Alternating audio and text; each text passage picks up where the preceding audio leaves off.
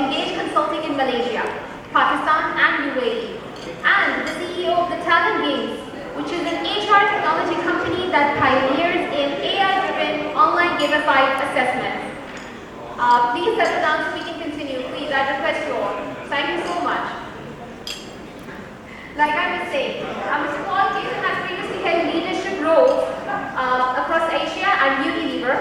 He had a strong track record in transforming businesses towards progressive growth paths. He's a sought-after speaker and has designed and delivered transformational interventions for more than 50 blue-chip organizations across markets like Malaysia, Singapore, Fiji, Korea, Sri Lanka, Cambodia, China, Thailand, Vietnam, and the list goes on and on. Please put your hands together for Paul Keijzer.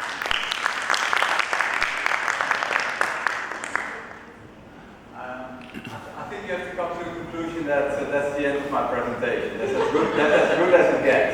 Yeah, that's as good as it gets. I'm going to walk around a little bit if you don't. I hate standing behind the lectern. Sorry. Awesome.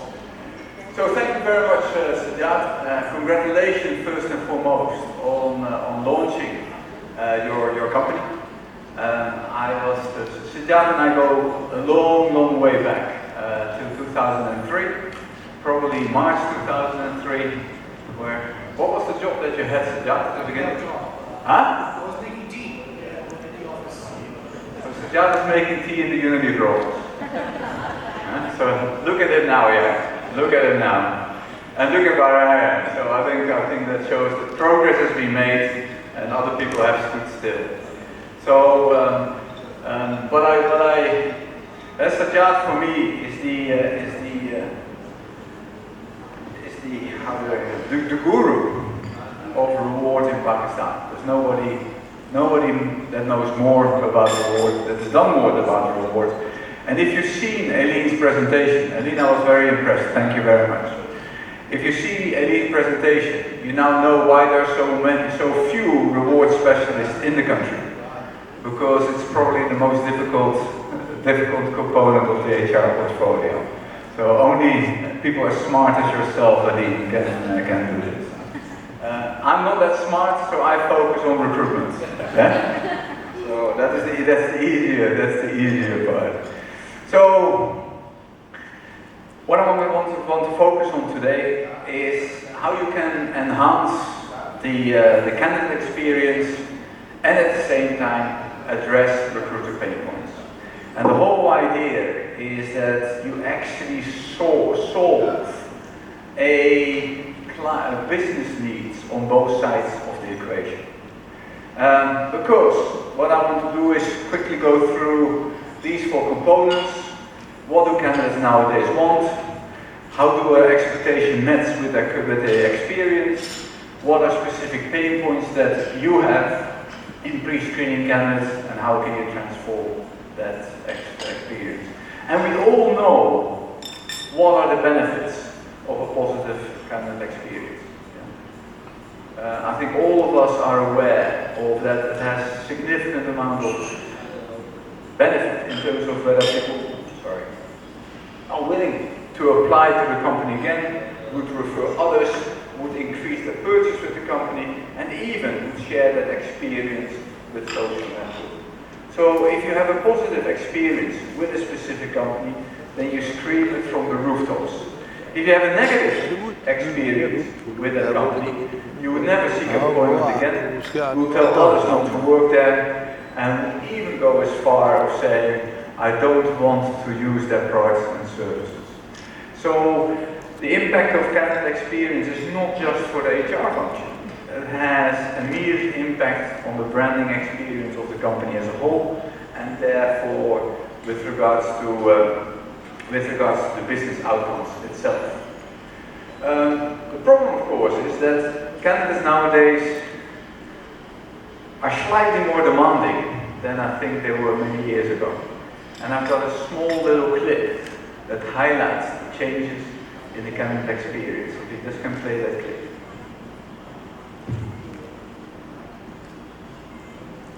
Amy, it says you are trained in technology. That's very good.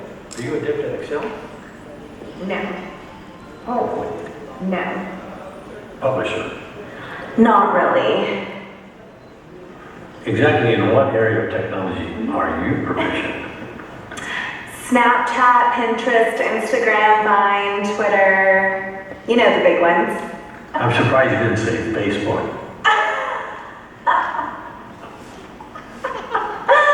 That's for old people, like my parents. That's funny. Well, Amy, when you're working for me, you have to have those kind of research skills because I'll send you things for you to comb through and give the answers and send them to me. So for that, you've got to be really good at technology. For stuff like that, no problem. I'll just ask Siri.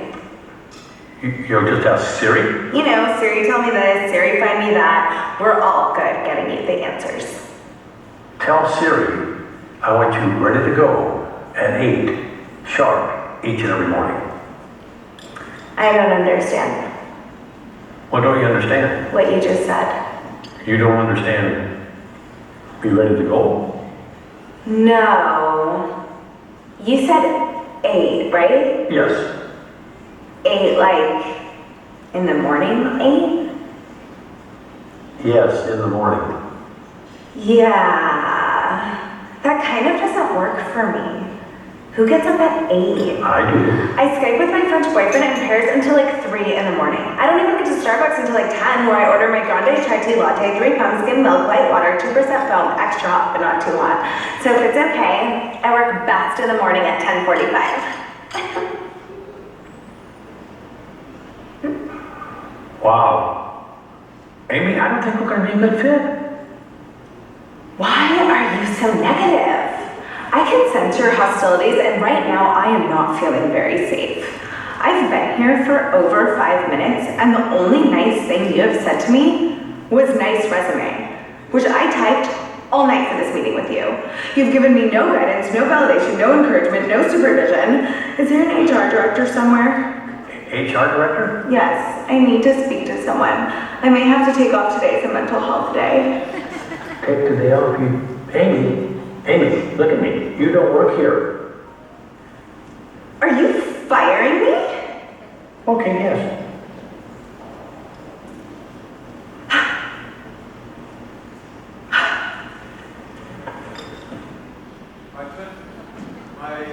My 22-year-old daughter does exactly the same. Yeah, and then walks up if I've got a disagreement with it.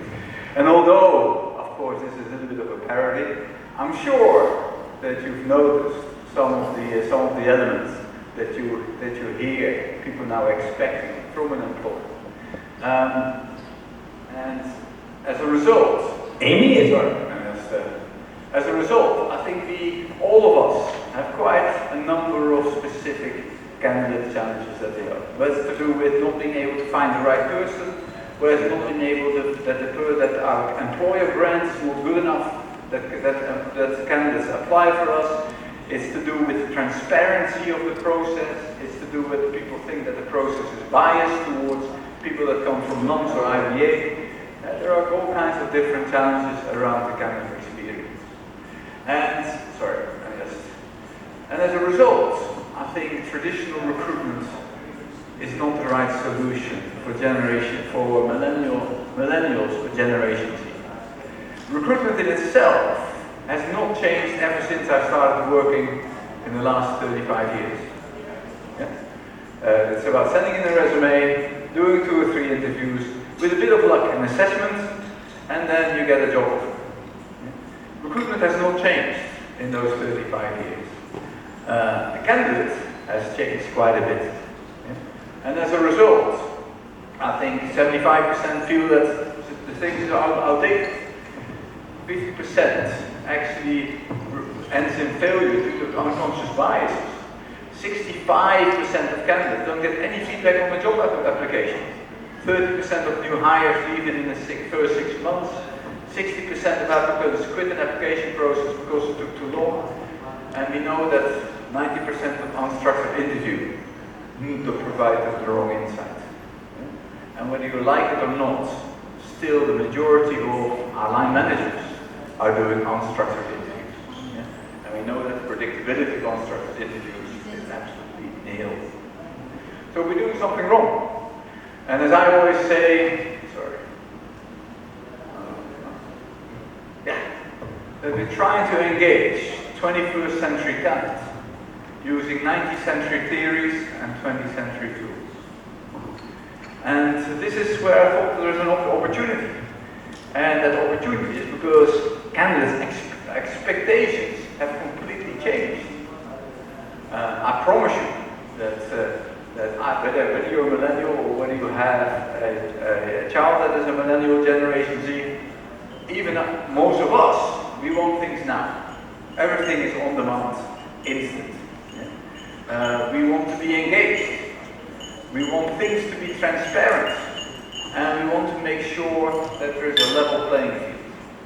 We don't want to be able to get a job on the basis of who you know rather than what you're capable of. And candidates also expect feedback. They want to know what they've done well and what they can do better. And last but not least, if they can't deal with your application process through a mobile phone, then don't even start. So, as a result, you have to ask yourself, how many of our application processes are complying to these 5 different components? Some of you will say, yes, I've got a mobile first thing, or yes, we have to make sure that we level playing field, but finding a way to actually engage people on all 5 things. At the same time, certainly, if you talk about large volume recruitment, you see that there is that the quality of the interviewer and the steps that you take don't lead to the best insights. They often lead even to biased decisions. How many of us, still when we get a resume, look at the picture first? If you're honest. I do. Yeah. And per definition it's biased. Correct? Because I know that I've got a bias with regards to a certain type of personality. So, luckily it's a conscious bias. Yeah? So at least I know about it. Yeah? But most of us don't. If you have, certainly for large volume recruitment, if you have to go through thousands of resumes, it takes a long time and costs a lot of money. And of course, after COVID, we all know that they need virtual solutions more than ever. So at the same time, recruiters, because of the poor insights, waste a lot of time in having interviews with people that you've read the resume, you've shortlisted them, you then meet them and then think, oh my God, why did I invite this person over? After 10 minutes, you come to a conclusion, I wish that interview is finished. A lot of times we find that it's very difficult to get a very diverse number of people in. And of course, it's quite boring and less attractive for candidates. So, in order to dramatically enhance the candidate experience and address recruiter pain points, we came up with this idea that you have to engage 21st century with 21st century solutions. And the concept that we started off with is that we actually want to create a candidate experience that addresses those recruiter pain points through 5 different components. The first one is, if you're still doing things on paper, don't even start. If you have to start using assessments in order to significantly increase the quality of the insights. If you want to engage young talent, best way to do that is actually through games. And the benefit of actually doing it with games is that people also stop believing that it is a recruitment process. Yeah? So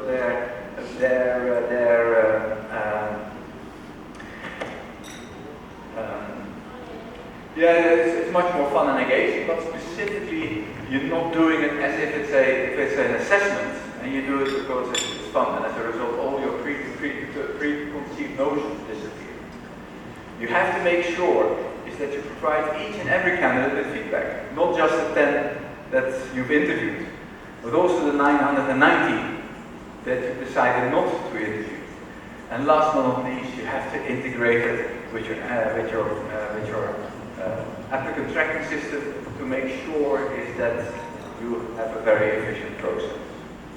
So what we came up with is this idea of the talent games, and that was specifically around focusing on enhancing the recruitment experience, in which luckily quite a few companies have given us a number of awards around the tool that we've achieved.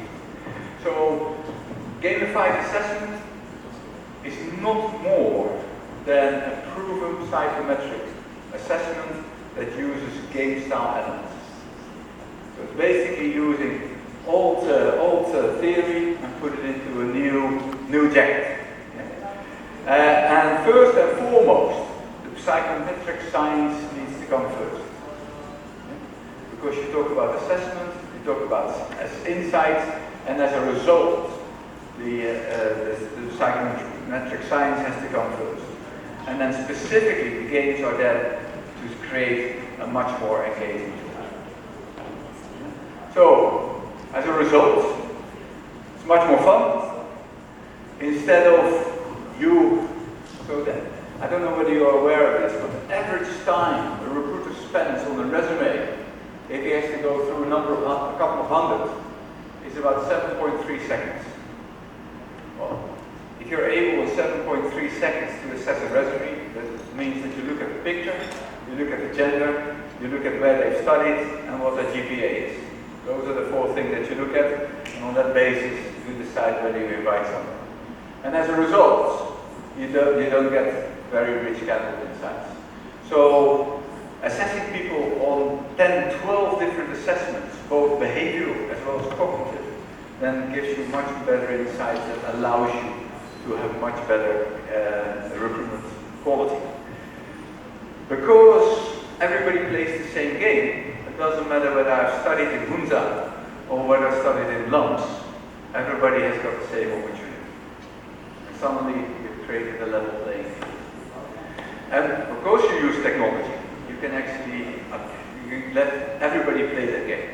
So you're not restricted to the last 100 that you want to assess. You can actually assess 10,000, 50,000, or even more than 100,000 candidates. And last but not least, you can do it much faster and much cheaper. So if you use a range of assessments, both behavioral, aptitude, and cognitive ability, I promise you that the quality of the assessment is much better than the 7.3 seconds that you now spend on the resume. And as a result, you can then create full range of assessments. I'm just skipping this slide. So I'm just going to show you a quick video that highlights the game itself, so you can get a little.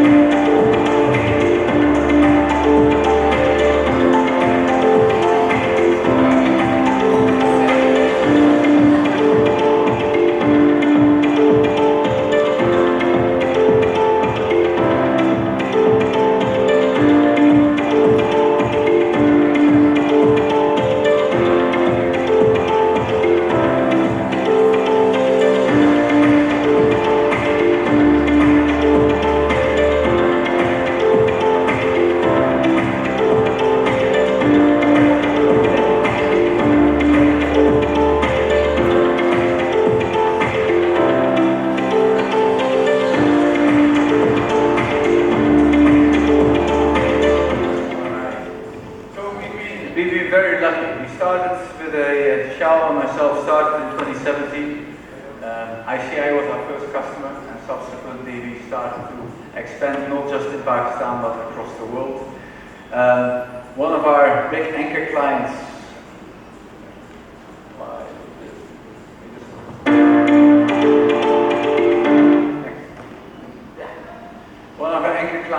is Nestle, not just in Pakistan but across the whole of Australia, the whole of Asia, the whole of Africa, the whole of the Middle East. If anybody in this part of the world wants to do an internship, they actually have to play a game through the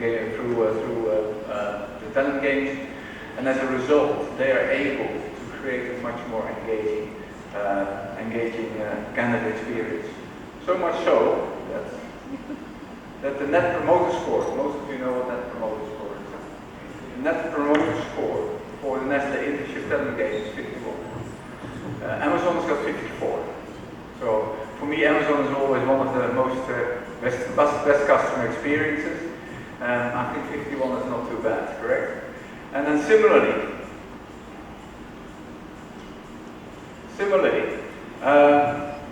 I don't know whether you know Nestle, but based on their experience in the game, 91% of candidates said that they think that Nestle will provide a fun work environment.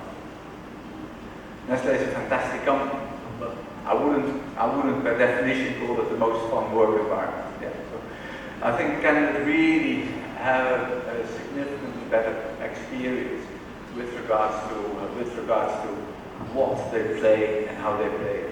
And as you can see, Drew, who was running the regional talent piece in Nestle Asia, Oceania and Africa, is that it's specifically around the quality of the insights and of course the speed in which you can actually assess candidates.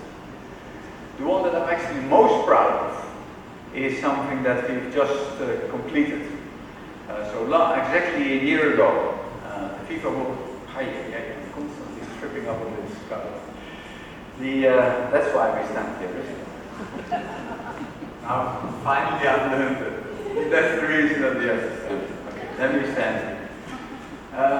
So last year, FIFA World Cup 2022, that's been held in November, approached us to actually create a game because they needed to recruit 20,000 volunteers in order to do tickets, selling t-shirts, crowd control, everything that people do in terms of volunteers for a large sporting event.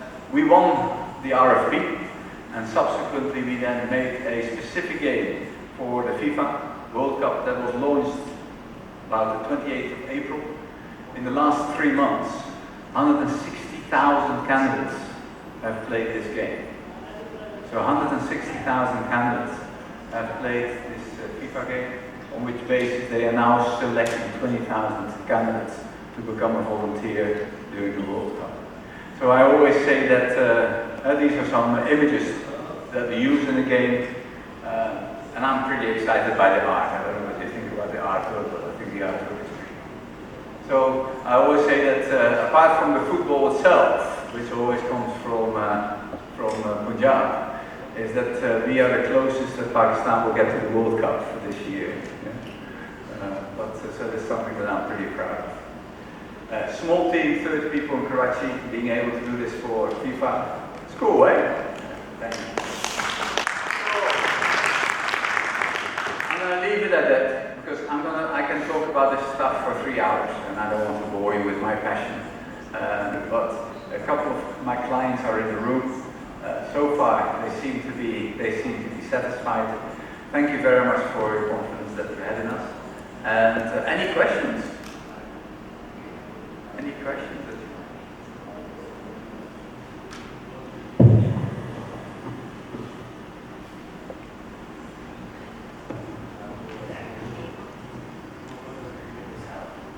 Hi, Paul. So I had one question. In one of your earlier slides, you had there was an insight that 50% of recruitment fails to account for unconscious bias, and considering the conversation on D&I that was happening, So how is talent game sort of solving this problem? Is there a certain competency that accounts for unconscious bias or a DNI threshold on which a certain candidate is mapped?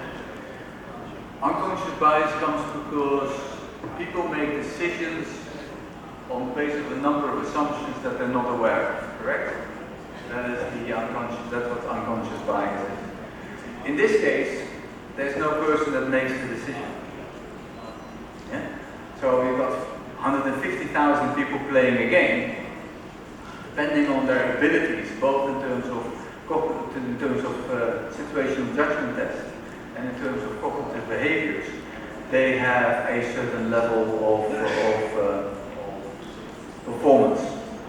Simply on the scores, those candidates will then be selected. There's no definition of male or female, there's no definition of engineering versus marketing.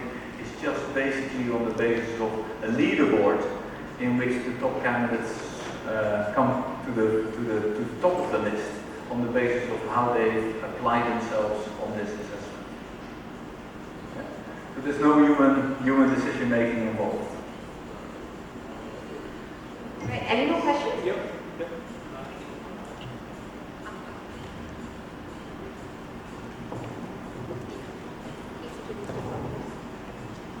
Hi Paul, this is Faisal. I'm the head of HR Download Group. My question is very short, but the answer to this would be very brief, I guess, in terms of the cost generally looks, you're saying in your presentation that it's very cheap. So are you actually comparing it with the ROI impact versus the actual cost that you're charging for this gamification? Because I had a taste of reviewing your presentations for one of the company in my past. Those rates were very high. So what is the ROI? Are you trying to compare this, the impact of the ROI, or generally it's very cheap, or it has become cheap compared to the past, 4 or 5 years ago? Thank you. I think there are a number of ways of measuring ROI. One is around out-of-pocket cost, and in terms of deploying a solution like this towards 5,000 candidates versus bringing people into the office. All kinds of things in terms of investment here versus investment in any other assessment. Those are pretty straightforward. Those are not very interesting. The interesting part starts with two things. One is in the quality of the candidate that comes in front of the interviewer subsequently. That's one. The second one is in the quality of the candidate that's ultimately hired and therefore performs in the organization. To be honest, I have too few data points in order to do the last bit. I've got too few data points to see how people have performed in organizations vis-a-vis what it was before. What I do have insight in is, and I give you a very specific example. HBL is doing some work with us, very specific job roles. So they've got a game for cashiers, tellers in the branches. They've got a game for relationship managers. The relationship manager game was launched 6 months ago. And in the HBL works, you play the game. If you hit a certain score level, you're being invited for an interview. If you pass the interview, you get an offer. In the past, before they started using the game, the number of people that were interviewed versus the number of people that were hired was about 30%. And so 3 out of 10 interviews led to an offer. After they've implemented the game, the level of interviews, the success rate of an interview moved from 30% to 70%. So that's more than double. So instead of an interviewing having to have three candidates to make one offer, in this case you only have to meet 0.7 candidates to make one offer. And that is a significant cost reduction. Certainly if you look at the 400 people, correct? Now our next phase with HBL is to see how the performance of those 400 people that they've hired, how that compared to the batch a year ago. And start seeing where there's a difference in terms of performance and retention. And now you've seen Henry this morning, so Henry was here the first time talking about data analytics for the talent games. So what I'm talking to Henry is saying, if we identify what are the measures, what are the criteria, what linkages between the criteria that we assess people on, and then subsequently performance of people, then we can actually adjust the game in a way that either the 70% becomes higher, or the wages become higher, that even the performance of individuals become higher. And then it becomes predictive technology. And then it becomes very exciting. Sorry, very long answer to a very simple question. My apologies. Okay. Rest? Yeah, can I have it now? Can you hear me? Yes. Okay. I think they don't need to mind. Just an observation, Paul, because, I'm really impressed. This is the first time I actually had seen the flavor of it. What does it mean? But it leads into the problem that people who are hiring, the people who would be hiring these people coming through the gaming experience and all, so there will be a certain counterpart than the ones who are already into the organization. It's a cultural mismatch. It's a cultural mismatch. Isn't that a fantastic thing? That is exactly what the point is. It is, but that's why I said it's not a question, it's an observation. Then the company has another task is to how to get that transformation of these guys into that mindset, or the old mindset into the new mindset. That's 20th century, 19th century, 21st century. So this will be, I think that's the challenge. And that's again, I use HBO as an example. They have now created 3 specific games to assess people that are currently working in their branches, to identify their strengths, weaknesses, and set up development plans. So it's their company strategy out of the 1,500 branches that they want to create 200 A-class branches. So they want to identify people through these assessments who they should appoint in these A-class branches. And you can't have a common assessment across 1,500 branches times 50 people, 7,500 people. So therefore, using technology goes really well. That's what the problem is coming, because if today now if you look at people who are about 40s, mid-40s, something like that, they think that now they're absolutely obsolete and they're creating that group in the organization which is a very disgruntled one, that the new generation is going to take over very, very quickly. That is probably a challenge, and that's a transformation. I don't know that you'll be able to explain it, but that is my observation. Do we know which age group is the biggest usage of mobile phone games? Looking at my kids, it seems from 12 to 15. No, it's actually females between 40 and 44. Wow. Yes. In HR? Games, mobile phone games. And that can be very simple. It doesn't have to be shooting games, or it doesn't have to be... That's actually very simple mobile phone games. Females 40 to 44 are the highest usage of these mobile phone games. globally, or this is what region you're talking about? This is a global research. I don't know whether it's American specifically, but it's a global statistic. It would be interesting to get this data region wise as well. But having said that, we use these games not for senior executives. And there's a very simple reason. One, it's very expensive to build an assessment for a specific role. Secondly, the nuances are such that I don't think you're able to use that through a game. And thirdly, there might indeed be an element of feeling less comfortable with playing a game to be assessed. So we use this primarily for large volume recruitment at the junior level, individual recruiters, management trainee internships, and first-line supervisors. I fully agree, and I think this is the way to go forward. But again, then it just, I mentioned earlier, it's an observation, because 5 years down the road, when these people, we have seen that the millennials, they need to be coached into the managerial role. When they become the team leaders, it will be a difficult transition at that time as well. But I'm really impressed with what you've done so far. Then you have the generation Z. Oh, I have to take a mental health day. Right? Sorry, nothing wrong about mental well-being. I would like to actually add something here. Please. You're actually talking about my favorite part of the session.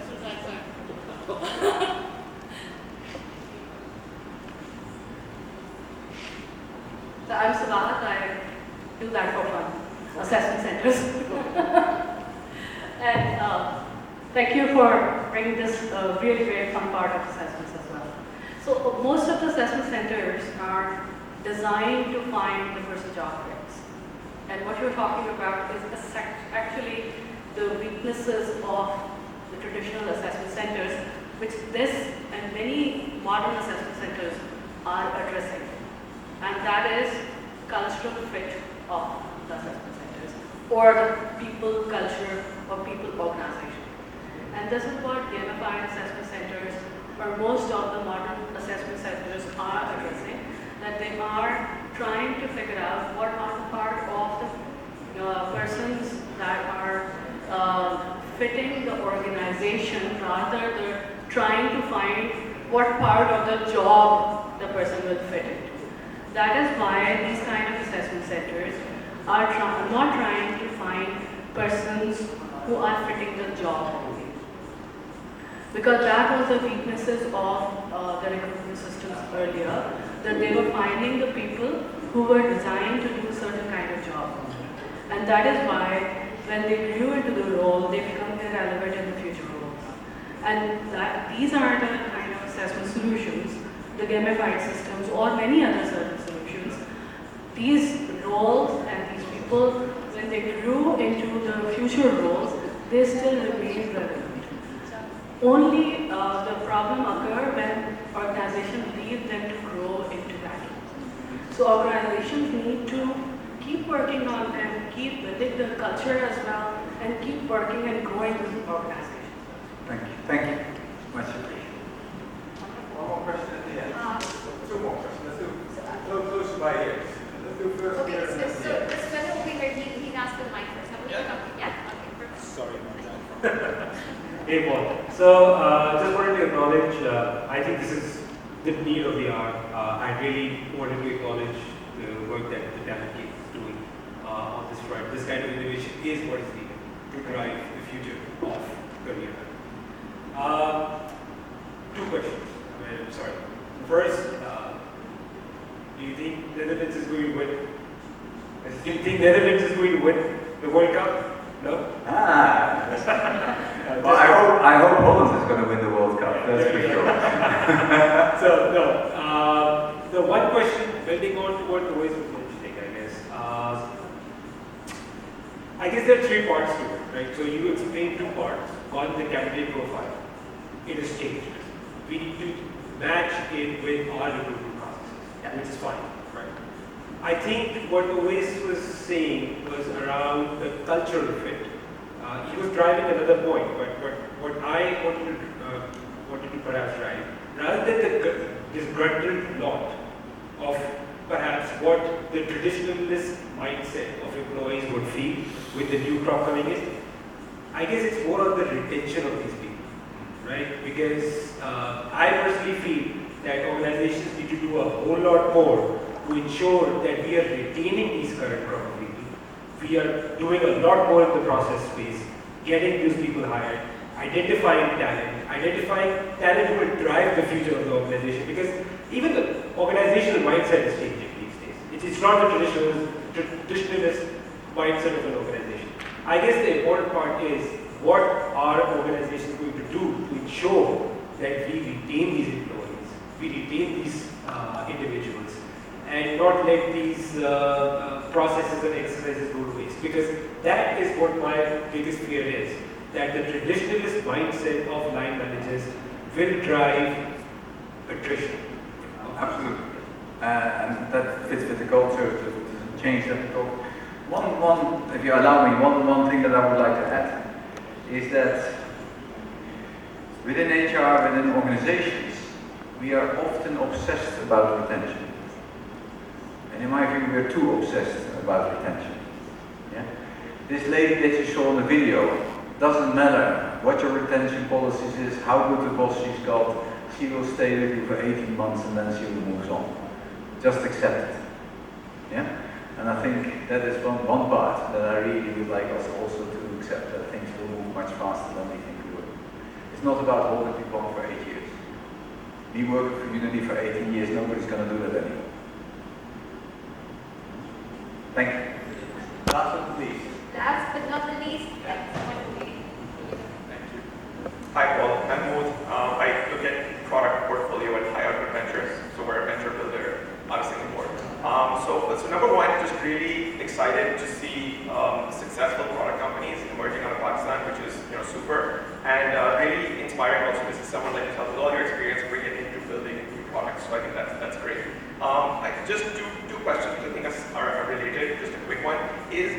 already alluded to this. The product seems to have a very young, quirky, friendly, engaging feel to it. Obviously, we're seeing a presentation, so maybe the inside looks different. But does this cater to a younger audience in general? Like, are you solving for this younger, Gen Z sort of audience, or does this translate also for your clients into other more senior level roles? I think you partly answered that when you said non-executive hiring doesn't obviously connect to this, but just curious about that. And the second one, I think maybe which a couple of gentlemen here also maybe alluded to is, it seems that companies which have a similar focus on employee experience would definitely be able to leverage this improved candidate experience. In the absence of an existing initiative to really improve the employee experience as well, does this not work, or does this feel like too artificial? So the answer on the first one is very simple, yes. This aimed for people between up to 30, 32 years old, individual contributors, first line supervisors. Can it go beyond? I'm sure it can, but that's not the core target audience. And then the second question was? Employee experience. Oh, employee experience. Oh, absolutely. And for me, this is all part of creating an employer brand. Yeah? And we know that an employer brand doesn't start with doing something exciting out to the external world. The employer brand starts with having a good employee experience that's then communicated outside and amplified outside. So yes, ideally they go hand in hand. Having said that, we've got also clients that got let me be polite, not so good employer brands that have deployed a solution like this and have been able to really improve their image in the market. All right. Thank you very much, guys.